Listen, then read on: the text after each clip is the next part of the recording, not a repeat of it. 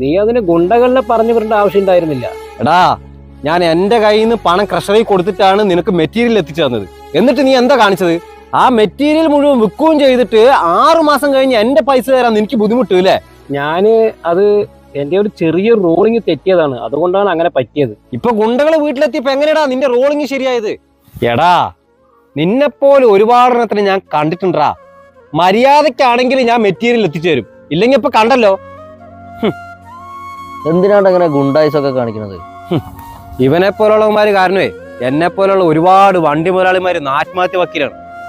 നിനക്കറിയോ, ഞങ്ങൾ ക്രഷറിലും കോറിയിലൊക്കെ റെഡി പൈസ കൊടുത്തിട്ട് കല്ലും മണലൊക്കെ അവന്മാരുടെ കാലും ചോട്ടിൽ എത്തിച്ചു കൊടുക്കുമ്പോൾ ഞങ്ങൾക്ക് കിട്ടുന്നത് വെറും ചെറിയ വാടകയാണ്.